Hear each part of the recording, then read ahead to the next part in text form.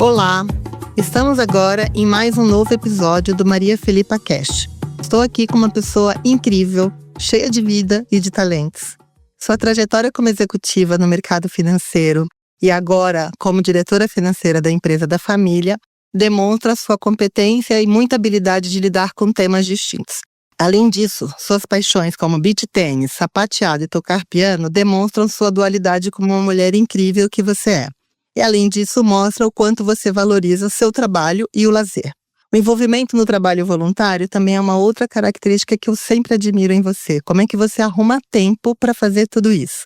Também demonstra o seu lado generoso. E eu, como sua amiga há mais de 20 anos, tenho o privilégio de conseguir participar de um pouco de cada uma dessas muitas facetas da sua personalidade. Então, estou aqui com a minha convidada mais que especial, Noêmia Cosme, que vai falar um pouco pra gente aqui de um tema muito sensível, mas é um tema importante que as pessoas entendam e que a gente possa discuti-lo de uma forma tão aberta e generosa como eu sei que você vai fazer. Seja muito bem-vinda ao Maria Felipa Cast, Noêmia. Obrigada, Adri, pelo convite, obrigada pelas palavras generosas também. É muito bom a gente ouvir as pessoas falando da gente que a gente não tem a percepção, né? A gente precisa exercitar mais isso. A gente acha que a gente é de um jeito, mas as pessoas veem a gente. Quando a pessoa traduz isso em palavras é muito rico, porque pra gente receber é um presente. Então agradeço o presente, agradeço a oportunidade de poder contribuir. É um tema que infelizmente fez parte da minha vida, mas hoje é felizmente porque eu procurei entender um pouquinho melhor e entendendo que a gente sempre aprende com tudo que a gente passa.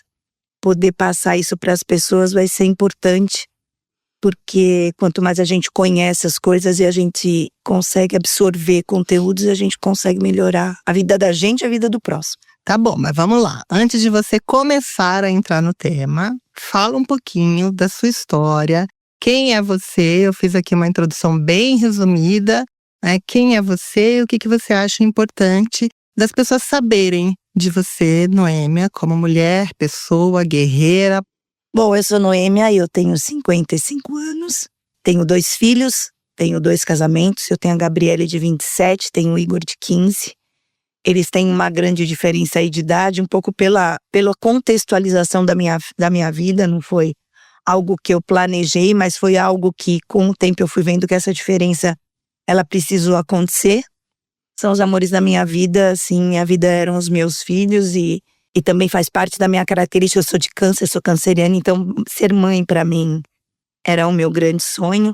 E se eu tivesse tido condições, eu teria parado profissionalmente para cuidar deles no comecinho, porque era uma paixão pra mim muito grande. Mas hoje eu entendo também, é interessante quando a gente olha para trás, a gente consegue ver algumas coisas. Hoje eu entendo que foi muito importante também não ter parado, ter tido os parceiros que eu tive justamente para me transformar no que eu sou hoje. Então, por mais que a gente imagine de um jeito, a vida traz, leva a gente para outra coisa. A gente até se conheceu nesse ambiente profissional, né, Dri? Então, eu quando fiz 21 anos, eu trabalhava eu sou filha de empresários, né? Minha mãe tem uma indústria de uniformes, na época era uma fábrica de roupas. E meu pai tem uma indústria gráfica, que é onde eu trabalho hoje, mas eles sempre tiveram negócios próprios. O meu irmão sempre trabalhou com meu pai, a minha irmã sempre com a minha mãe. E quando eu tinha 20 anos, eu estava na faculdade. Então eu fazia a faculdade de manhã à tarde, dava uma ajuda para ela na loja. Mas quando eu fiz meus 21 anos, uma amiga minha decidiu ir viajar para o exterior. E fez o convite, eu tranquei meu último ano da faculdade e fui com ela morar nos Estados Unidos.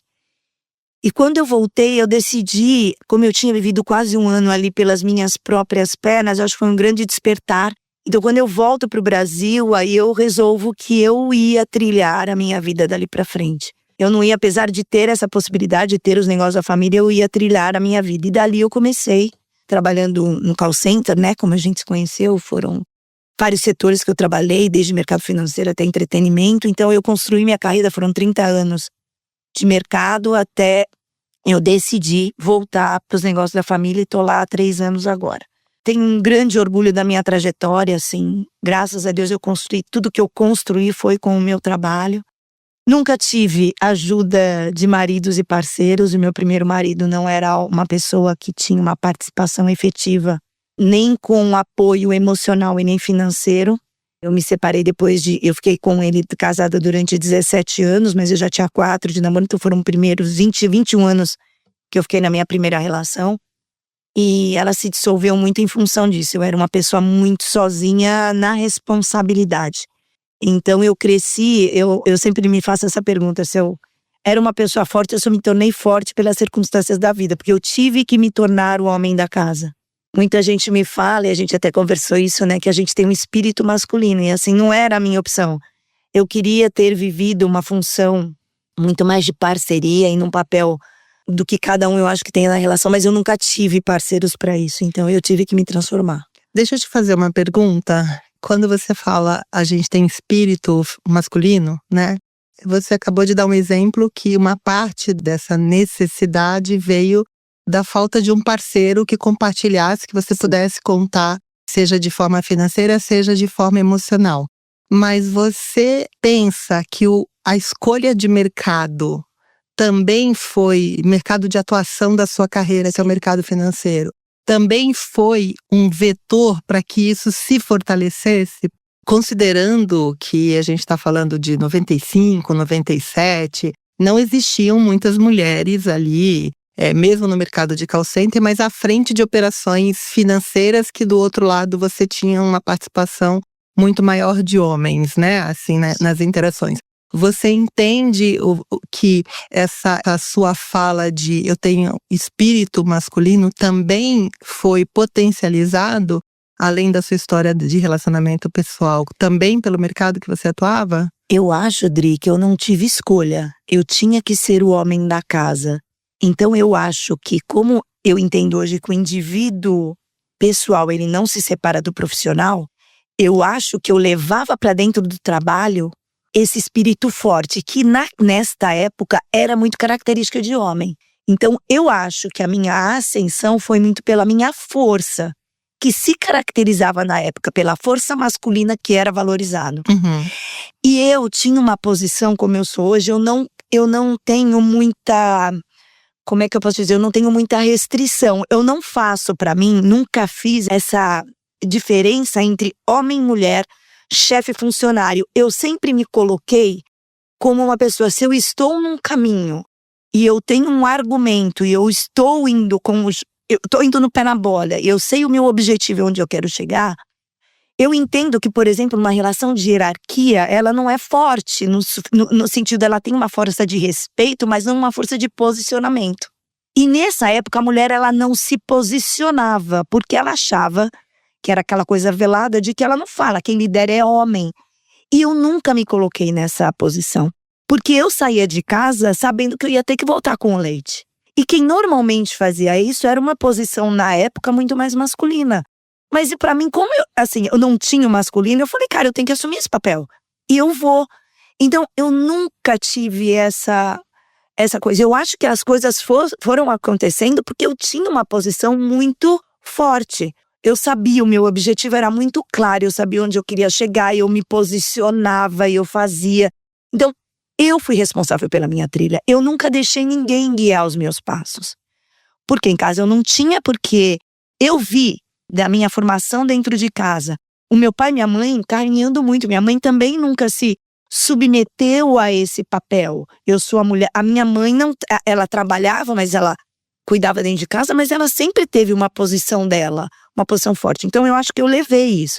Então eu acho que a minha carreira ela foi construída por conta desse instinto. Eu acho que a gente tem um estilo de comportamento que demonstra isso e a gente consegue ascender em função desse espírito masculino. Antes de você finalizar a parte da sua trajetória e falando um pouco de quem é você, tem um aspecto da sua vida que eu acho que vale a pena você compartilhar aqui, se você não se importar, que é quando você decidiu, depois dos 40, ser mãe novamente, né? E eu lembro que eu acompanhei isso mais de perto e você ainda estava na sua primeira relação.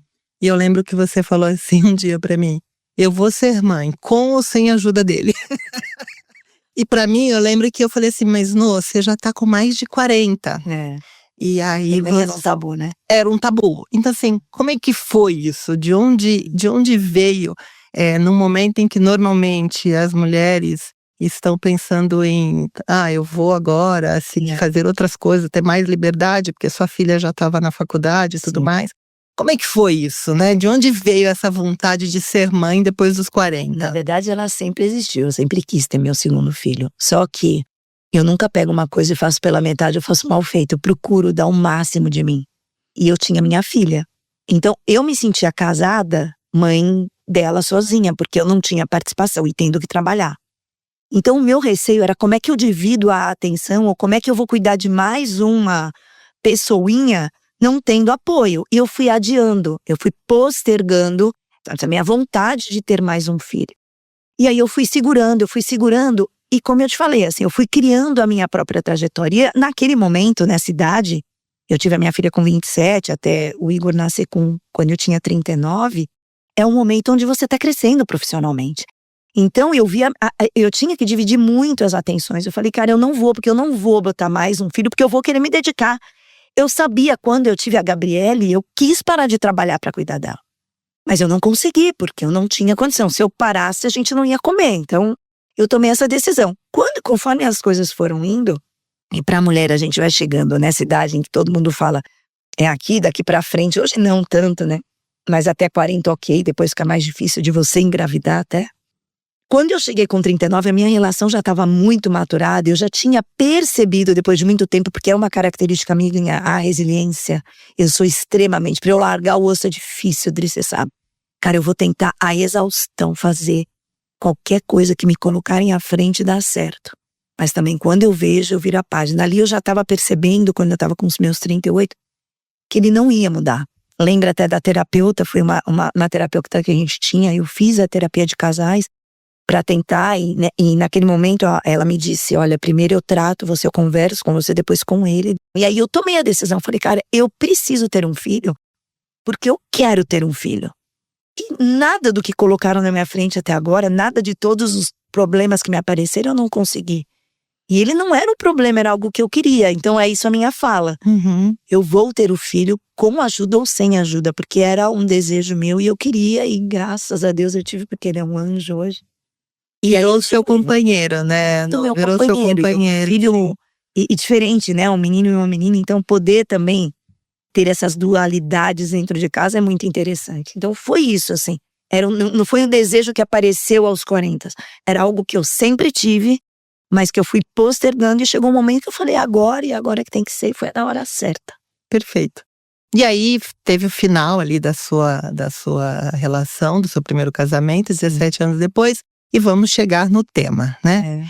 Depois disso, você entrou numa relação, né? Que é o tema principal aqui dessa nossa conversa. E se deparou com situações diferentes do que você conhecia. E você se viu numa relação com um narcisista, né? Quero te agradecer muito por topar falar disso. Quando eu pensei no tema para você... Eu lembro que eu comentei em casa e ele falou, ela não vai querer falar disso. Era bom. Hoje dá pra falar, mas teve tantos que não. Então é um tema sensível. Então, antes até da gente falar de como foi a sua experiência, quando você acabou ali se vendo, né, numa relação com uma pessoa com essas características, né, que você já me explicou que é uma sociopatia. Uma sociopatia. Sim. Muita gente passou isso aqui é narcisismo, isso aqui, porque agora tem um monte de doutores tentando diagnosticar questões ligadas à personalidade, à saúde mental. Então, até antes da gente entrar na sua experiência, em como foi vivenciar isso, o que é o narcisista, né? O que é o narcisismo? Eu sei que você precisou estudar até para ajudá-lo na relação. O que é isso, né? Acho que você toca num ponto bom, porque virou um pouco moda, assim. A gente vê muito as pessoas falando, eu vivo com um narcisista. E é engraçado, é que nem carro, né? Quando você vai comprar, você fala assim, eu quero comprar este carro. De repente você nunca via aquele carro, de repente você começa a ver um monte. Quando eu comecei a estudar o assunto, eu falei, gente, mas isso é uma síndrome, o que está acontecendo que tem tanta gente assim? Então, é um ponto muito importante isso que você falou, Dri, porque quando a gente fala das características de um narcisista, você vai pegar alguma coisa que você tem, que o teu marido tem, que as pessoas que você conhece têm. Então, é muito importante que isso não pode ser definido pelas características. Isso precisa de um diagnóstico médico. Porque que são as pessoas que estão mais preparadas, né? Um psicólogo, um psicoterapeuta, que ele é quem tem todo o preparo para identificar se a pessoa é ou não é. Então, eu também só me sinto muito à vontade de estar aqui falando com você, porque não é algo que eu identifiquei nas características dessa relação, que eu estava num relacionamento narcisista. Ele foi procurar ajuda e ele voltou com esse diagnóstico. Até então, para mim, isso era algo que eu nunca tinha ouvido falar. E aí, quando ele disse que ele tinha, na verdade, essa característica se classifica como desvio de personalidade narcisista. E ela não é uma psicopatia, porque a psicopatia, pelo que eu estudei, tá? Ela não é algo que você nasce com ela. A sociopatia você desenvolve. E ela normalmente é desenvolvida nos primeiros anos, assim, né? Quando você ainda é criança. E qual que é o grande problema? Como ela se desenvolve nessa etapa da vida, e é um desvio de personalidade, por que todo mundo fala que o narcisista ele não tem cura? Como é um desvio de personalidade, ele cresceu com aquela personalidade. Então ele não consegue se desvincular mais daquele personagem. Ele virou aquilo. Então não é alguma coisa que a pessoa tem como característica que ela se trata e ela tira, não. Aquilo é ela. Então é por isso que ela não tem como se tratar. Então eu acho que esse é o primeiro ponto. Então eu me sinto muito tranquila de falar, porque foi um diagnóstico, não é um achismo meu. Foi um diagnóstico que veio. Quando ele comentou sobre esse tema comigo, eu fui atrás da informação. E quando ele me falou narcisismo, a gente conhece Narciso, a gente conhece a história. E aí, me fez muito sentido, porque alguma das características dele, ele era muito egocêntrico. Eu brinco, eu falava muito, isso tira o olhar do seu umbigo. O mundo dele era o mundo dele. Que era o que a gente conhece do Narciso. Então ele se afoga ali dentro da imagem dele, porque ele só consegue olhar para ele. Então me fez um pouco de sentido. O ponto todo é que isso chocou muito e ele não quis avançar no tratamento, mas a nossa relação já estava muito, muito desgastada. E eu, como gostava muito dele, ainda muito apaixonada, eu falei, cara, eu vou estudar o assunto, porque devem ter gatilhos ou devem ter alguma forma. Até então eu não sabia que essa sociopatia não tinha um tratamento. Eu fui atrás de informação para eu tentar ajudar, para eu conhecer. Eu sempre fiquei imaginando, cara, quando você tem um filho que nasce com uma síndrome de Down, você tem que entender, porque você muda a forma da tua casa, você muda os ambientes que você vai, você tem um contexto todo que vai fazer para que naquela realidade daquela pessoa, ela se sinta confortável. Então era o que eu queria entender o que poderia estar fazendo mal para ele e como é que a gente podia. Mas você achava, porque assim, nós como mulheres, a gente sempre acha que a gente consegue resolver tudo, né? Exatamente. E você falou muito da sua resiliência, Sim. né? Nesse momento que você falou, eu vou estudar para entender, bateu aquela coisa do, eu consigo resolver isso? Sim, até porque, e acho que é uma das coisas que eu queria deixar muito claro aqui, assim, os sinais, eles são dados durante todo o tempo, Adri. Todo o tempo. Então eu não posso dizer pra você que eu não percebi que tinha alguma coisa errada. Tinha. E a gente tem isso, eu vou resolver. Só que, por que eu falei dos sinais quando você me fez essa pergunta? Hoje, depois de ter saído deste mundo, eu percebo que, assim, era muito fácil detectar que existia um problema ali. Então, por exemplo, eu tive alguns sinais, como por exemplo, quando eu o conheci, ele tinha uma história amorosa bastante complicada, bastante complicada. Ele tinha tido 3 relações anteriores, ele tinha 3 filhos de 2 casamentos e ele tinha um histórico de troca de parceiras muito frequente. A ponto dos amigos deles me comentarem, tipo assim, e aí, essa vai vir pra ficar? Então, assim, eu recebi sinais. Então, os sinais, eles vêm. Hoje, eu olhando, quando eu me coloquei dizendo, eu vou abraçar essa causa e eu vou resolver, que é o instinto que a gente tem, que a gente sabe que é simplesmente mais um problema, eu te contei a minha história inteira, bota na minha frente, eu vou resolver. É óbvio que eu queria resolver. Mas hoje, quando eu olho pra trás, eu falei, cara, era muito claro que eu não podia resolver, porque já existiam muitas pessoas antes e provavelmente elas também tentaram. Elas também tentaram entender algumas coisas e tentaram passar por isso. Obviamente que a gente sempre acha que a gente é diferente. Não, A síndrome da salvadora do mundo. Exato, não, eu vou fazer, eu vou acontecer. Mas eu tinha isso, eu queria fazer com que. Então eu fui estudar para ajudar, mas tinha amor envolvido também, né, Dri? Então não é só essa questão de você querer resolver porque você é a salvadora, mas tinha uma relação que eu queria de alguma forma que ela vingasse. Até porque também era o meu segundo casamento, Dri. E quando eu saí do primeiro, eu tinha colocado como objetivo na minha vida de que eu não queria mais me envolver àquele ponto, a ponto de me casar, de morar com alguém. Eu tinha isso muito claro, que eu não queria. E uma das coisas, a gente vai falar muito durante a nossa conversa aqui de características, é muito interessante porque o narcisista, ele faz as coisas com muita pressa. Ele é muito intenso. E quando você estuda as fases do narcisismo, essa é a primeira fase, é o love bombing que ele chama. Onde ele vem, ele identifica tudo o que você tem de carência, tudo o que você tem nas suas características, do que você qualifica, do que pra você é bom e do que você acha que é ruim.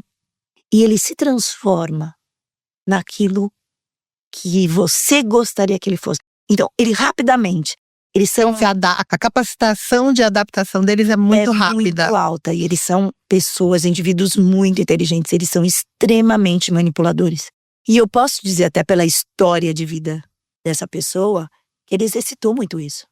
Então, até pela quantidade de relacionamentos. Exato. Então, assim, ele teve muitos erros e acertos, ele veio muito formado pra mim, ele era pós-graduado. Então, eu lembro que logo quando eu me separei, que eu me deparei, eu falei, cara, como é que isso também, quando você escuta as mulheres que passaram por esse tipo de abuso, fala assim, cara, como é que eu posso, uma mulher inteligente comigo, cara, eu fazia tanta coisa, muita gente falava isso pra mim, não é como você não percebia. Cara, a gente achava isso muito diferente. E a gente olha e fala, eu olhava pra mim, a coisa mais difícil pra mim, não foi terminar com tudo isso aí, eu me perdoar por eu ter me deixado passar por tudo que eu passei. Como é que eu não percebia, como é que eu não botei limite? E aí, também dentro dos estudos, é assim, a pessoa que tá dentro dessa relação abusiva, ela não consegue enxergar, porque o nível de manipulação é muito grande, gera muita confusão. Então, normalmente, você precisa de uma ajuda externa para você conseguir se identificar, para você conseguir perceber que existe uma relação abusiva. Então, ele vem nesse love bombing, ele se transforma no que você... O que é love bomb? Eu nunca ouvi esse termo, acredito que também quem está ouvindo... É muito da tradução, então é uma bomba de amor, ele vem com tudo o que você precisa, ele se transforma a ponto de você falar assim, cara, é o homem da minha vida, era o que eu estava procurando. Por quê? Porque ele tem todas as características que você quer. E o que ele não tinha, se adaptou rapidão. Exato. Ele não vai falar o que você quer ouvir, mesmo ele sendo, porque ele sabe que isso é um gatilho em você. Uhum. E ele vai reforçar o que ele tem, ou que ele não tem, como ser humano, porque é isso que vai te conquistar. Então o love bombing, porque a pressa, porque ele precisa te dar tudo para que você entre muito rápido na relação, e para que você não perceba alguns sinais. Deixa eu voltar num ponto aqui, que eu acho que é super importante para quem está nos ouvindo. Nessa sua jornada de conhecimento, né, para tentar ajudá-lo e até para se ajudar também, onde você buscou o conhecimento, né? O que você poderia compartilhar que foi algo que, considerando a quantidade de informações que não servem para nada disponíveis, acho que Sim. saber um pouco de você que vivenciou na pele essa experiência, essa sua jornada de conhecimento, onde você se sente que você de fato conseguiu conteúdo que te ajudou. Legal. Então, quando ele veio com esse diagnóstico, foi muito interessante, eu lembrei agora, tá por isso que eu trouxe Deus no contexto da conversa, eu pedia muito para Deus me dar luz, me iluminar, me dar um caminho para eu seguir, para eu entender aonde é que eu podia ajudar. E muitas vezes me achando errada, tá, Adri? Você vai conversar por muitas pessoas que sofrem dessa relação abusiva, elas vão falar assim, eu errava, eu me sentia muito culpada, por isso que elas vão procurar a terapia. Porque, na verdade, elas acham que elas são os problemas porque ele faz com que a gente pense. Então, 2 semanas depois desse diagnóstico, eu tô no meu trabalho e eu tava do lado de uma pessoa que trabalha comigo, e foi muito interessante, ela tava muito chateada, assim, Falei, por que tá acontecendo? Aí ela me disse, ela falou assim, eu descobri que o meu marido é narcisista. Cara, aquilo me chocou, Adri. Porque eu falei, eu nunca tinha ouvido falar disso. Em 2 semanas, eu ouvi. 2 vezes eu falei, é Deus me colocando nesse caminho. Eu falei, mas por que você achou isso? E aí ela começou a me dar algumas características. Eu comecei a tremer, Dri, porque era muito semelhante ao que eu vivia. E ela falou, é um negócio muito novo, mas eu descobri uma terapeuta. E o engraçado nisso que você tá falando, todas as literaturas que eu busquei e que fizeram mais sentido quando eu olho a minha realidade com o que elas falam, são pessoas que viveram a relação. Então elas tiveram experiências e elas foram em busca. São 2 terapeutas, uma chama Tariana Rocha, que ela é maravilhosa, ela tem uma relação narcisista com a mãe. Isso é um ponto interessante, Dri, também que a gente falou. É importante falar que o narcisista, ele não tem… A relação narcisista não é uma relação necessariamente de homem e mulher, mulher-homem. E eu tô aqui falando porque eu tive uma relação com um homem narcisista, mas tem homens que têm relações com mulheres narcisistas. E existe uma relação de pai para filho, de mãe para filho também narcisista. Essa é complicada, né? Essa é complicada. Principalmente para você identificar, né? Uhum. Então ela existe em várias amplitudes. E essa Tariana Rocha, que ela é maravilhosa, ela viveu muito tempo nos Estados Unidos e ela se especializou no tema. Eu comecei a estudar porque essa pessoa que trabalhava comigo me disse, Noemi, eu tô estudando. Eu tenho um podcast dela que eu escutei e que me deu muita luz. E eu pedi o podcast, eram 2h30 de podcast. Eu escutei aquele podcast chorando, ajoelhada, porque a sensação que eu tinha é que ela me conhecia. E eu nunca tinha ouvido falar, fazia 2 horas que ela tinha me passado. Que ela estava narrando a minha história. Tudo, todas as etapas, tudo que eu passei. Todas as frases, todos os comportamentos, a sequência de fatos. Eu falei, meu Deus do céu. E aí foi quando eu me deparei, porque até então eu queria estudar, mas eu não tinha tido acesso. Foi quando ela, no final, era um podcast como a gente está fazendo aqui, e a entrevistadora perguntou para ela como é que a gente trata esse sintoma, como é que a gente pode fazer para ajudar. E aí a Tariana termina dizendo, eu tenho uma má notícia para te dar. Não existe cura. A única forma que você tem de não sofrer este tipo de abuso é o contato zero.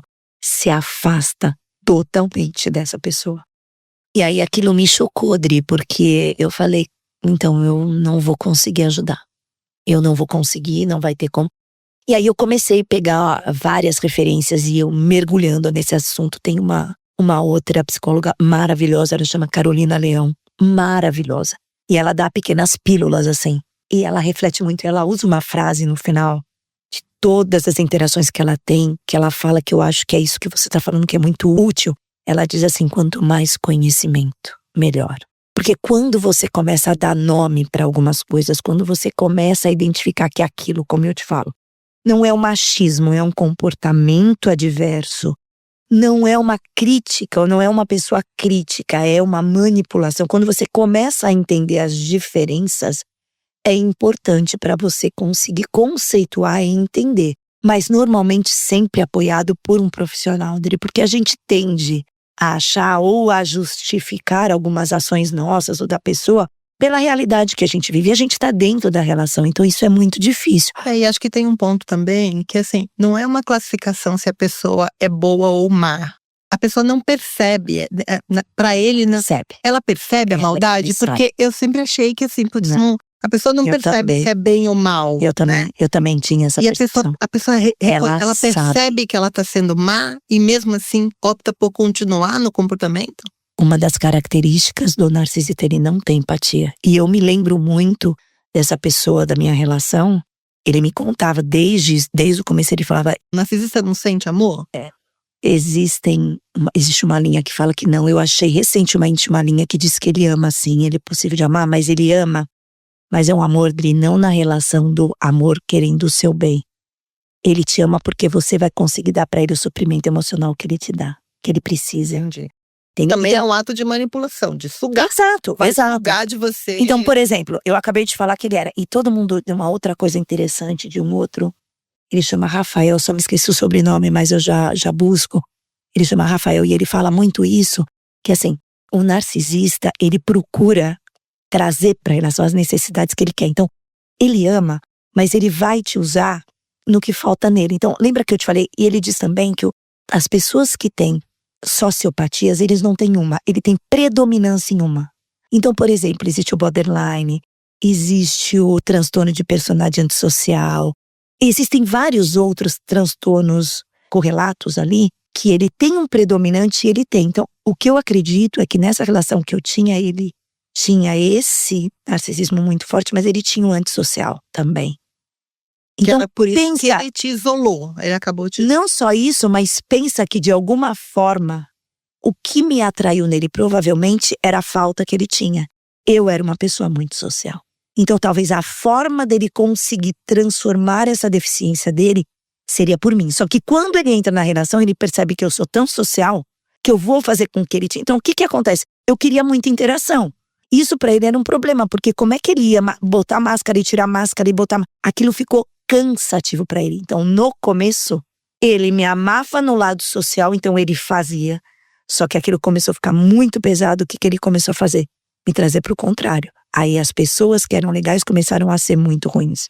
As interações sociais que eram muito legais pra gente ter amigos, pra gente ter contato e pra gente ter a troca, passou assim, eu só preciso de você, você é que precisa do resto. Mas não, deixa eu abordar, você falou bastante do seu parceiro, mas você falou de uma coisa de atração, né? Então assim, o que ele te deu, né? Porque tem aí você no meio, então você, em alguma medida, ele te deu, Que me manteve ali. que te manteve ali, É. né? Então assim, tem coisas boas também, né? É que talvez o preço seja alto demais. Então, assim, o que ele te deu? O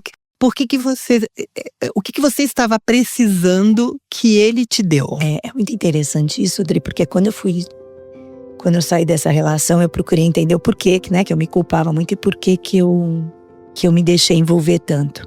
A primeira coisa, Dri, assim, ele conseguiu me manter porque pensa que ele se transformou no meu cara. Foi muito interessante. O que é o seu cara? O que é o seu cara? Se você pedir pra eu definir aqui, Noêmia, define a pessoa, um homem que pra você seria um homem ideal, um homem que você almeja, um homem que seria o parceiro ideal pra você. Se eu botasse todas essas características aqui, ele se transformou nisso, pra mim. Então foi muito interessante, Dri, a gente vai falar disso do término depois, mas quando eu pedi pra ele sair de casa, eu tava na praia porque a coisa tava muito desgastante e é muito difícil esse término pra mim. Então foi muito bom eu estar na distância, eu sabia que eu precisava estar longe, que se ele estivesse dentro de casa eu falava pra ele sair, eu não ia conseguir fazer.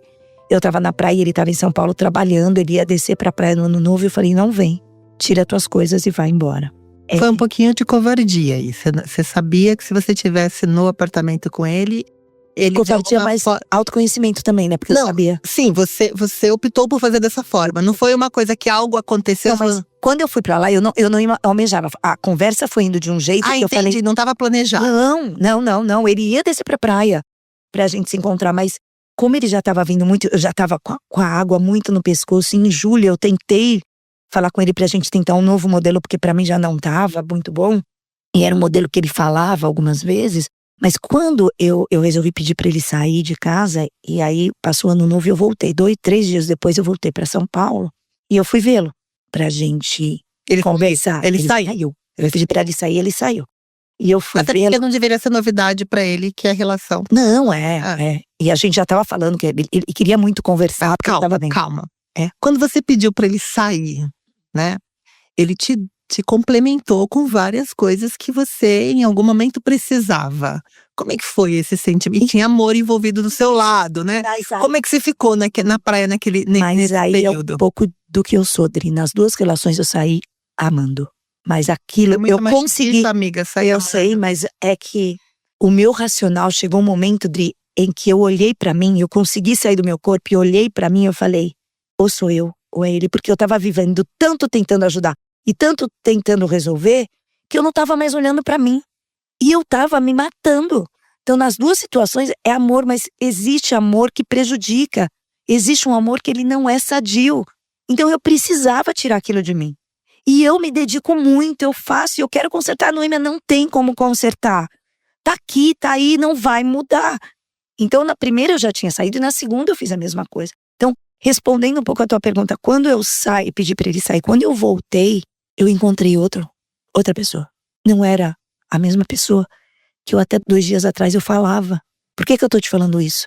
Pra te fortalecer, o que me segurava nessa relação? Aquele homem ideal que ele se transformou pra mim. Então, quando você fala pra mim, você viveu 9 anos, devem ter tido momentos bons, eu te falo, tiveram muitos. Só que hoje, eu digo que Eles não existiram. Por quê? Porque eu vivia com um personagem. Aquela pessoa que viveu comigo, ela não existia. Era uma pessoa que ela se transformou pra mim, pra me agradar ou pra dizer que é pra eu me apaixonar, mas ela não existia. Mas fala uma coisa, você falou um negócio agora interessante. Você falou assim, quando eu voltei 2 dias depois, aquela pessoa não existia Ele mais. caiu a máscara, ele Então, se transformou no que ele sempre foi. Aí ele se mostrou de fato. Ele se mostrou de fato. Como? Porque Então, dá um exemplo. O que mudou de cara que você falou, putz, em 48 horas a máscara caiu e ele. Por exemplo, ele sempre dizia que ele me amava muito, que eu era tudo na vida dele. Naquele momento, ele começou a dizer, não, agora minha vida vai ser assim, eu vou fazer isso, acho que eu vou pra aquele lado. E a gente tinha acabado de se separar. Porque Não a gente demonstrou tava. nenhum tipo de sofrimento. Não existia sofrimento e não existiu aquele amor. Entendi. Não existia. Era ele, olha, eu sou assim. Eu lembro, inclusive, que foi uma coisa muito interessante, porque a gente viveu 9 anos e ele sempre foi uma pessoa muito família. Eu gostava muito da minha família e tal. Quando eu me separei, ele nunca mais voltou pra falar. E a minha família não entendia aquilo. Porque a gente podia se separar, ele poderia ter ido lá. Porque, Poderia por exemplo, continuar a amizade. exato. A primeira coisa que eu fiz quando eu voltei da praia, depois de vê-lo, foi ir pra casa da mãe dele e conversar com a mãe dele. Ele nunca mais voltou pra falar. E ele era uma pessoa que ele amava. Meu pai adorava ele, porque eles conversavam muito, assim, ele tinha um espírito mais velho e tal. Ele simplesmente desapareceu, como se tivesse morrido. A família não existisse. Não. E aí, meu pai falava comigo, eu falei, pai, deixa, ele tá vivendo a vida dele. Ele falou, mas vocês se separaram, qual que é o problema? E eu lembro que no primeiro ano foi muito difícil, foi muitas idas e vindas, eu tinha muita preocupação com essa doença, porque ele não tinha um círculo de apoio como eu tinha. Diferente de você, que foi estudar, ele foi entender o que ele tinha ou pra ele aquilo? Ele rejeitou, mas depois eu tive algumas interações que eu percebi que ele sabia que ele depois tinha. da separação, tá. Mas eu tinha uma rede de apoio, Adri. Quando eu resolvi sair, eu sempre mantive meus amigos. Ele não tinha. Então eu fiquei com muito medo do que aquilo poderia se transformar. Ele já tinha tido um episódio de depressão. Mas esse não era um problema seu, né? Não, mas lembra que eu ainda gostava, e lembra que eu queria ajudar. Entendi. E lembra que eu tinha saído porque eu achava que aquilo não tinha. E eu tinha um receio ali. E aí eu peguei então eu tive algumas interações ainda com ele. E eu falava, cara, assim, você nunca mais falou que meu pai sente, né? Você poderia ter ido lá. Ele falou assim pra mim, veja por que eu tenho que falar pra família. Eu falei, porque você viveu 9 anos, nós somos casados. Você viveu 9 anos. Mas eu não devo nada pra sua família, eu tenho nada com eles. Cara, e era um cara que jantava na minha vida, a gente passava Natal junto, a família dele vinha. Era uma relação muito próxima pra não ter este desfecho, entende? Mas pra ele aquele era o contexto necessário do momento. Não, é porque na verdade, Dri, ser uma pessoa família era algo que aquele personagem que ele criou pra mim tinha. Quando ele derrubou aquilo, ele nunca foi família porcaria nenhuma. Pouco importava os outros. Então eu me deparei por várias vezes neste período, depois que eu me separei, que durou quase 1 ano aí, essas interações, eu olhava e falava assim, quem é você? Era muito nítido, Dri, que reforçava tudo que eu tinha estudado. A gente já vai voltar nesse quem é você. Então, só respondendo, o que eu tinha nessa relação? Na verdade, eu me apaixonei por essa pessoa. Então, pra mim, eu tava naquela relação porque era. Tinham momentos de altos e baixos, mas pra mim aquilo era casamento. Mas ele era aquilo. Depois eu fui descobrindo que ele não era. E respondendo algo sobre mim, que depois eu fui fazer uma internalização pra entender, Dri, eu tinha muito isso.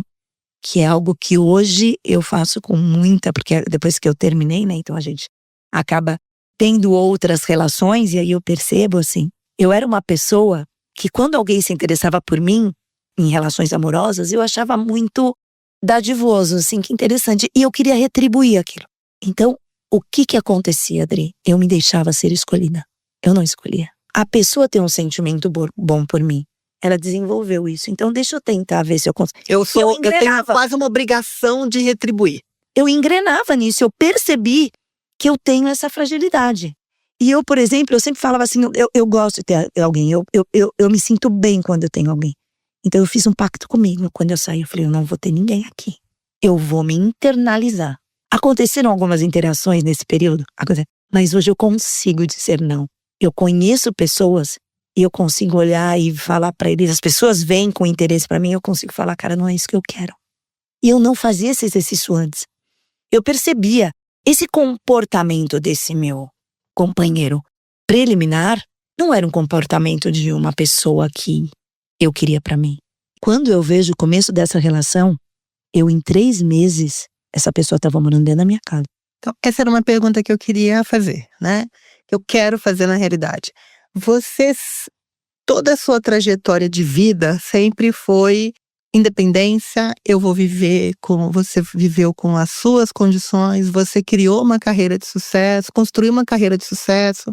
Sempre foi importante para você se desvincular do patrimônio e dos negócios da sua família, porque você queria, quero ter o meu, você trilhou a sua carreira, você eu assumi ser protagonista, construiu o seu patrimônio. E aí, de repente, né, e eu acompanhei bastante disso, você estava no seu apartamento, com seus filhos, toda estruturada, e aí 3 meses depois, você decide deixá-lo, né, morar com vocês, né? Ele foi para sua casa. Como é que foi isso, né? Porque você deixou ele entrar em algo que você levou a vida para construir. E muito mais que isso, eu preservei. Entre a minha término do primeiro meu casamento e o começo com esse segundo, eu tive uma relação de 1 ano e meio com uma pessoa. E eu praticamente, a minha mãe e meu pai, ele viu uma única vez, porque a gente fez uma viagem para Portugal e eu os encontrei lá. Mas eu mantive essa relação muito na minha vida, até porque eu tinha uma filha mulher, eu tinha um filho pequeno. E eu não queria assumir uma relação. Eu falei, cara, agora eu vou tocar minha vida. Então eu vou ter a minha vida como mãe, como profissional aqui dentro da minha casa, isolada. E eu vou ter uma relação fora que vai ser alguma coisa como um parceiro, mas nunca uma família. E eu mantive isso por 1 ano e meio, Adri. Como é que você explica 1 ano e meio? Eu manter isso como uma relação muito separada, muito estruturada, tava ali. E em 3 meses eu botar. Então, eu te pergunto. A pergunta é você tentar. Como é que isso aconteceu? Ou você foi levada pelo momento? É isso, assim, não fui levada pelo momento, é o poder da manipulação. É você entender, e hoje eu vejo, quando eu me olho vendo esse filme, eu vejo eu tomando atitudes que não eram minhas. Então, eu olho e eu falo, cara, tinha muita manipulação mesmo. Mas ao mesmo tempo eu olho e falo, cara, você era uma mulher tão forte, como é que você se deixou manipular? Eu não enxergava, Adri. Então, de alguma forma, eu era muito grata por ter achado aquele homem ideal. Aquele homem que ele se transformou. Era tudo muito bonitinho, era tudo brincar de casinha. Eu lembro que ele queria muito rápido conhecer tudo e fazer as coisas acontecerem. Ele queria casar, coisa que eu não queria casar. Com 2 meses que eu tava com ele, Adri, ele tinha uma tatuagem com a letra do meu nome no braço.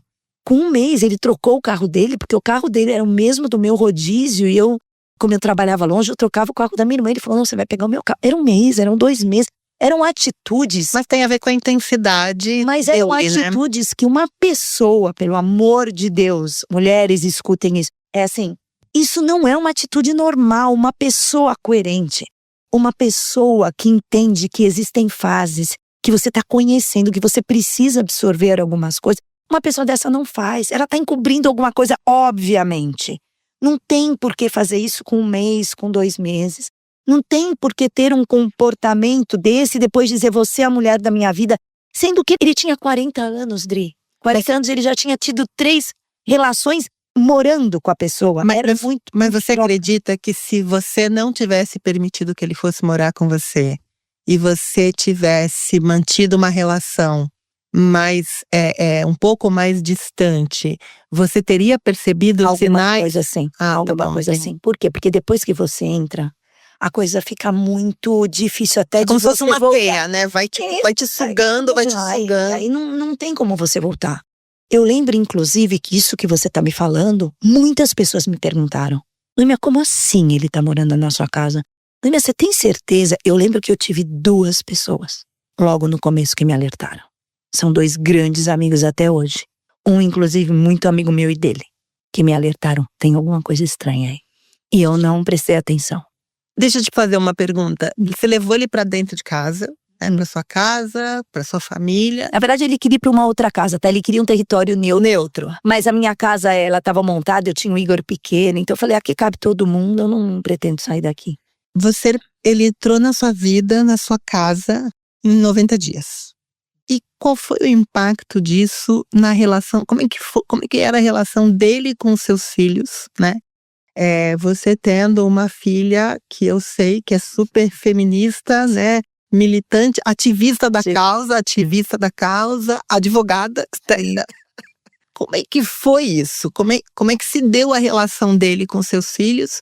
E que pedágio você pagou por ter tomado essa decisão de levá-lo para dentro da sua casa?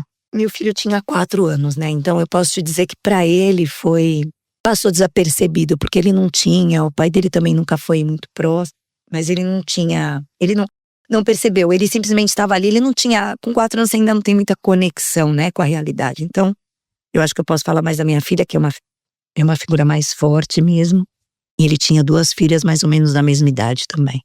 Ela me questionou muito na época, primeiro porque ela achava do lado feminista dela que eu não precisava de ninguém. Eu não precisava de uma outra pessoa, nem financeiramente, nem emocionalmente. Mas eu, obviamente, também falava, mas é muito bom se ter alguém, né? Você vai crescer, você vai ter sua vida, então não tinha. Mas foram os 2 primeiros anos bastante pesados, porque eles batiam muito, muito de frente. Você sabe no que isso culminou, inclusive, quando ela foi morar fora do Brasil, quando ela voltou.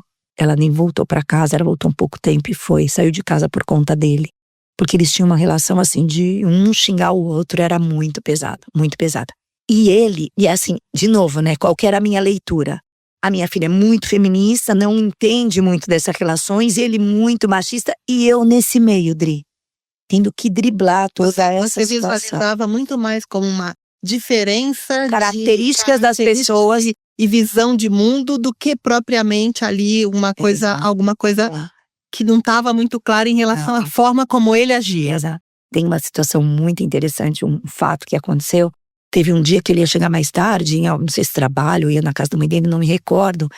E eu tava com as crianças em casa, então ele não ia vir jantar. E eu servi o jantar, e o jantar normalmente, porque a minha filha estudava ou fazia algumas coisas, ela não participava do jantar, porque ela estava sempre com os horários alternativos. Então quem jantava era sempre eu, ele e o meu filho, o Igor. E ele sempre sentava na cabeceira da mesa, eu de um lado, o meu filho do outro. Nesse dia, como ele não vinha, a Gabriela estava lá, e ela foi jantar. E ela pegou o prato e ela sentou no lugar onde ele sentava. E a minha casa, a porta, onde a gente senta na mesa, você vê a porta. Na hora que ele entrou, que ele viu ela sentada ali, ele não cumprimentou ninguém. E ele foi pro quarto. E, meu Deus, deve ter acontecido alguma coisa. Eu falei, o que aconteceu? Ele falou assim pra mim, nunca mais, quando eu não estiver em casa, você deixa alguém sentar no meu lugar. Não acredito. Aquilo pra mim foi tão chocante, mas eu falei, cara, que é isso, né? Acendeu uma luz vermelha na sua cabeça. Total, né? Eu tive várias red flags durante esse período, assim, que eu não peguei pra mim. Eu falei, meu, que absurdo, ele não tá ali, você não é dono. Mas, de novo, interpretando com o lado machista.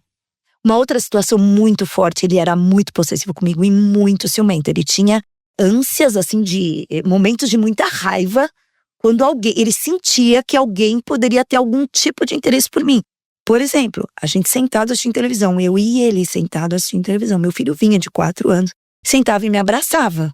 Quando ele vinha e me abraçava, meu companheiro me separou. Ele tirava a mão de mim e falava, escolhe 2 homens e você não, ou eu. Jesus, amada.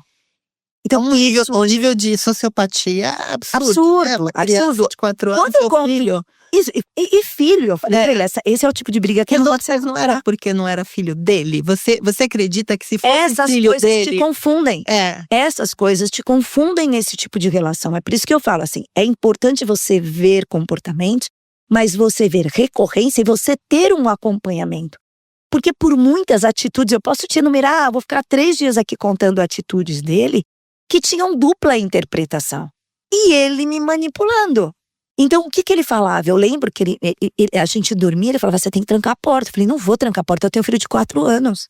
Ele não queria que o Igor entrasse. Não, no domínio dele, ele falava que é meu reino. Ele falava? E qual era o seu problema? É isso. A serva. Foi interessante, você fala disso, eu lembrei desse Rafael que eu falo, assim. O narcisista, você fala, né, amor, por que a gente entra… Mas eles dizem que o narcisista, ele entra numa relação para ter uma vida de solteiro com os benefícios do casado. Então, assim, ele olha muito o que aquela mulher pode dar para ele. Tem uma outra frase muito interessante dele, que assim, no começo ele me ajudava, depois ele parou de não me ajudar. E ele falava assim pra mim, você nunca tem tempo pra mim. Eu só queria você sentado ao meu lado assistindo uma televisão comigo. Você tá sempre fazendo um monte de coisa. Ou você tá no computador, ou você tá fazendo comida, ou você tá… Ela falou, cara, eu tenho, primeiro que eu sou mulher, eu tenho tudo isso pra fazer, eu vou fazer o seguinte, então, eu até faço mercado que você não gosta de fazer, eu faço, faz o seguinte, faz o mercado, ou enquanto eu estiver cozinhando, fica aqui do meu lado, a gente conversa, né? Mas fica aqui do meu lado, então vamos dividir essas tarefas, então, porque eu faço porque você não gosta de fazer, e pra mim não tem problema. Ele soltou a seguinte frase pra mim, mas se eu estiver aqui no mercado, eu não preciso estar casada. Toim. Mas hoje eu vejo. Enorme. Hoje eu vejo isso. E aí, e você me conhece também, eu nunca deixei essa conta muito barata, né? Eu falei, bom, então, se esse é o benefício de você ser casado, o papel da mulher é ir no mercado, o papel do homem é sustentar essa casa. Então, daqui pra frente, eu não pago mais nenhuma conta. Exato. E aí você faz o papel do homem, eu faço o papel da mulher.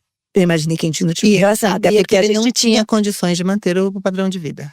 Não, e assim, e isso muito em função, porque ele até queria que eu vivesse. Ele falou que ele pagava tudo no padrão dele. Eu falei, ok, eu posso fazer isso. Mas a gente não precisa disso. Eu trabalho. A gente pode dividir. 2 mais 2 podem dar 5. E não necessariamente você precisa só você ser o provedor e a gente viver. Se eu tenho, pra que a gente vai fazer isso? Ele foi aprendendo muita coisa. Então, respondendo também uma das perguntas, esse assunto ele tem vários desdobramentos. Ele ama, ele não ama. Tem algumas linhas que falam que realmente ama. E se eu te falar, Adri, que eu não sentia que ele me amava, eu vou estar mentindo, porque eu sentia muita. Não existia nada que eu não falasse que ele não fazia. Eu sentia muito, muito esse amor dentro de casa. Quando a gente saía, quando a gente estava. Mas quando eu vejo alguns acontecimentos que algumas pessoas me relatam pós o meu término, eu vejo que ele criava aquele mundo para mim. Eu acho que até ele poderia se sentir muito confortável, porque eu realmente tinha um comportamento um pouco diferente do que ele tinha. Por quê? Vamos combinar aqui que mulheres fortes, mulheres que querem fazer junto, que dão a mão e que estão do lado, são poucas. E ele não tinha tido esse tipo de relação. Então, eu acho que ele aprendeu algumas coisas comigo e eu acho que ele tinha. E eu acho, se você quer saber, que demorou tanto, que as relações dele sempre foram muito rápidas. Eu acho que ele durou tanto tempo comigo porque eu acho que ele tinha essa dualidade entre o indivíduo que ele era, entre esse amor, entre a pessoa que eu era, isso é um lado, e também o lado de domínio. Eu acho que ele nunca conseguiu me dominar porque eu tinha, diferente do resto, independência financeira, e eu mantia a minha rede de apoio muito. Então ele não conseguiu. Porque seria mais uma isolamento. Isso, né? Como ele conseguiu as outras, entende? Você falou um pouco de culpa, de dor, de separar amando. Como é que você lidou com isso, né? Eu acompanhei um pouco ali, eu sei que teve um período bem agudo, né? E não sei se tá 100% cicatrizado, né? Porque as mulheres adoram carregar culpas, né? A culpa é minha, eu podia ter feito desta forma.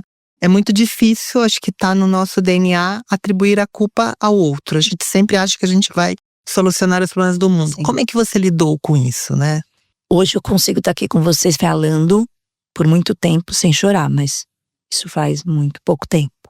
Porque doeu muito pra cicatrizar, Adri, porque eu não me conformava de ter me permitido ter feito isso comigo. De ter levado ele pra tua casa, de ter levado ele pra casa da minha mãe, do meu pai, de ter feito meus filhos terem convivido com isso. A culpa era em mim. Eu nunca coloquei culpa nele porque ele era aquilo. Eu me culpava de não ter percebido. Não de eu não fiz o meu melhor, eu não me dediquei. Eu tinha total certeza do que eu era. Eu tenho total certeza da pessoa e da mulher que eu sou. Então, nesse sentido, eu olhava e falava assim, cara, como é que ele consegue não fazer um negócio desse dar certo ou pensar dessa forma? Então, assim, culpa eu nunca tive de ter deixado. Óbvio que eu errei muito e a gente erra, não é isso. Mas eu não tinha culpa. Mas me perdoar foi muito difícil. Esse período, falando pra você como é que foi conviver com isso e como é que tá hoje. Eu comecei, Dri, a me observar e ver o que tava me fazendo. Foi muito difícil eu levantar, Dri. Tinha dia que eu chegava em casa e eu chorava. Eu te contei isso uma vez. Uhum. Eu chorava que eu não tinha força. A gente teve um dia que a gente ficou quase 2 horas no telefone e naquele dia você não tava bem. Dava pra ver. Eu até ofereci colocar você no Tinder, mas você não aceitou. Você falou que ainda não tá preparada pra isso e tudo mais. Eu queria me curar, não queria entrar em nada que não fosse. Mas tinha algumas coisas que já aconteciam que foram até engraçadas, mas enfim. Então eu fui começando a me observar e o que tava me trazendo gatilho, porque era muito interessante. Eu vivi naquele ano coisas que se eu tivesse com ele nos 2, vai fazer quase 2 anos. Isso aqui eu vivi, que eu falei, cara, se eu tivesse com ele, eu não teria vivido. Então, quando eu tô nesses momentos, eu procuro alimentar muito em mim. Mas eu via que eu tinha altos e baixos ainda muito fortes. E aí, o que eu falei? Cara, qual é o gatilho que tá me levando pra baixo? E aí eu comecei a perceber, vou te dar um exemplo. A família dele é muito querida, os filhos deles são muito queridos. Então, às vezes eu ia viajar, eles mandavam mensagem, eles falavam que delícia, ou curtiam. Era gatilho. Não eles, mas porque eles me lembravam ele. Ele, por exemplo, nesse período, eu pegava meu telefone e eu começava a tremer, com medo de que ele pudesse me acessar. O que eu fiz? Eu bloqueei. É uma coisa idiota, Dri, mas toda vez que eu pegava é importante pra você. Pra mim, a partir do momento que eu bloqueei, eu pegava e eu transitava normal no meu telefone. Perfeito. Mas ele, nesse período, eles tentam também isso. Eles tentam vir pelas polaridades. Então, conselho, assim, se afasta de tudo e se enxerga. Essa era a minha próxima pergunta, assim. A decisão final de finalizar é uma decisão difícil, né? Você é uma mulher super inteligente, super independente, mas você precisou de vários anos para identificar tudo que você acabou de compartilhar aqui de uma forma tão autêntica conosco. Pós-finalização, né?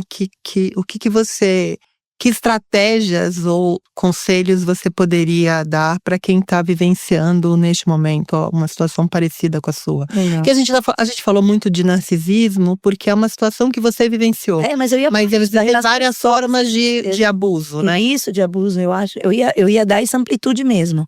Eu acho que qualquer mulher ou até homens que vivam, porque existem os dois lados que passam por isso, assim, qualquer tipo de relação abusiva, eu acho que o primeiro conselho que eu daria, assim, se tiver algum tipo de envolvimento, assim, procure entender um pouco e conhecer mais a pessoa. Não tenha pressa pra nada.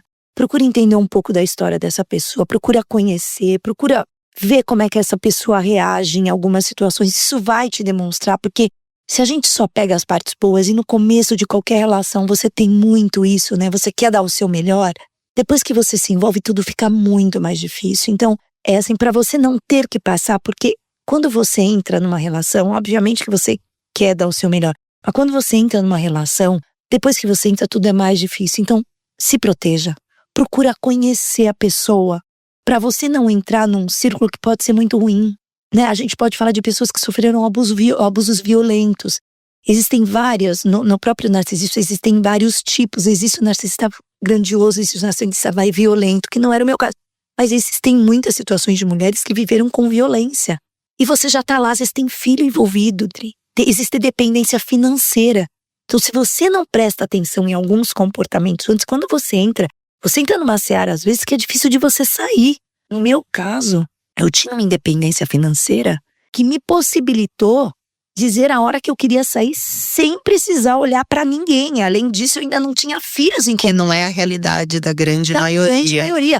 Por isso que minha primeira dica seria: olhe muito e procure conviver com essa pessoa nos momentos, não só de felicidade, pra você ver a reação, como é que essa pessoa é. Porque os sinais, Vendri, a gente também tem uma coisa em comum com uma pessoa que foi a Zoraide aí, e ela me falou uma coisa que me chamou muita atenção.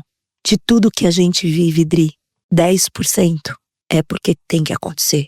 90% é por nossa distração. A gente não está atenta às coisas que estão acontecendo. Ainda mais hoje em dia, com tanta interação, com tanta informação, a gente não percebe. Então, primeiro conselho, conheça muito bem as pessoas que você vai se envolver. Segundo conselho, se você perceber, porque os sinais, eles são mostrados você ou a intuição. Muitas vezes eu tinha intuição e algumas coisas aconteciam. Acredite mais em você. Preste muita atenção em você. Os sinais vêm. E se você estiver percebendo alguma coisa, procura ajuda. Procura ajuda, converse com amigas que você realmente procura ajuda psicológica, porque vai te trazer mais conforto e vai te direcionar mais. A gente também conversou muito sobre isso, né? Eu queria muito que muita gente tivesse me ajudado. Depois que eu saí dessa relação, muita gente me falou muita coisa. Então, assim, outro conselho aí eu dou pra todo mundo que também não vive nessa relação: se perceber que existe alguma coisa, procura tentar entender e ajudar a pessoa, porque quem está dentro desse ciclo não percebe. É muito difícil da pessoa se identificar. Eu como sua amiga, assim, eu vejo que ainda tem muito do que se espera como sociedade, né? Então, assim, para mim que olhava de fora, e a gente teve pouquíssimos episódios de interação, se eu não me engano, acho que nesses 9 anos foram umas 2 ou 3. Para esses pequenos episódios, para mim, eu via como, nossa, como ele é machista, né? Como a gente dava esse nome. Como a Noêmia não percebe como ele é machista, mas ele deve estar fazendo algo de bom para ela. Exato, né? Exato. E aí os alertas apareciam, mas eu confesso que eu ainda, como muitos, acho que a grande maioria, assim, não vou me meter numa relação de casal, né? Sim. E eu acho que isso é algo que a gente precisa mudar, né? Principalmente quando a gente fala de relação entre amigas. Sim. Porque a gente tem a obrigação, quase uma obrigação social, de alertar. Né? E aí essa fronteira que você nunca colocou, sim. Né? Essa fronteira de não toca neste assunto, porque este assunto porque aqui... as pessoas me viam feliz e falavam, deve ter alguma coisa lá. É isso, mas tem outro lado. Mas isso não deveria impedir os amigos, as amigas de falar, cara, você tá prestando atenção nisso aqui? Porque talvez não mudasse o tempo. Eu tô achando, não tá me caindo bem. Exato, talvez não mudasse o tempo. Isso, com ele. Exato, talvez não interferisse no tempo, mas eu acho que poderia... Mas se todo mundo estivesse me falando tudo isso, talvez se as pessoas tivessem vindo e sentindo que aquilo não estava caindo bem para elas, como elas me falaram, e tem algumas amigas que tiveram um episódio que não era um achômetro, elas tinham um fato que elas não me trouxeram. E como ele não era uma pessoa social, não existia assim, é um casal. Eu dividi algumas coisas com algumas pessoas e eu tinha relação com as pessoas. Ele não era uma figurinha muito compartilhada para ter uma relação de casal. Então, teve algumas pessoas que eu me queixei, sim, e disse, cara, por que você não me contou? Por que você não me falou? Por que você esperou eu passar por tudo isso que eu passei para descobrir no final o que era realmente, que fora de casa não era o que acontecia? Enfim, então também é um recado que eu digo. E procurem estudar um pouquinho o tema, procurem ter muita literatura. É o que você falou, antigamente a gente classificava algumas ações de um jeito e hoje a gente pode classificar, hoje tem nome algumas coisas, né? O narcisismo é uma coisa nova, mas eu acho que tem muita literatura e acho que vale a pena estudar para identificar se você está nesse tipo de relação. Perfeito. Quero te agradecer pela sua transparência, pela sua generosidade de estar aqui compartilhando temas muito, muito pessoais. Eu sei que se alguém da sua família ouvir esse podcast, vai ser uma surpresa, inclusive, para eles. Vai, com certeza. Porque você nunca compartilhou, né, esse tipo de... o que você vivenciou, essa sua experiência. Então, eu sei o quanto você se preparou para a conversa. Sim. Então, espero que seja de ajuda para algumas mulheres ou homens que escutem essa conversa. Obrigada. Imagina. Faria 1000 vezes por você e faço por todo mundo que ouvir, porque quanto mais gente a gente conseguir ajudar, parabéns pelo trabalho, acho que vai chegar e atingir um monte de gente, se Deus quiser. Obrigada, Nô. Beijo, te amo. Beijos, também te amo. Esse podcast foi desenvolvido por Balaios Produções e Desenvolvimento de Conteúdos, criado e roteirizado por mim, Adriana Gouveia, identidade visual de Cláudia Toledo, música de autoria de Tiaguinho do Circulador de Fulô, sonoplastia do Diamandi Ferreira, direção da Letícia Gregório, gravado nos estúdios da InStore em São Paulo.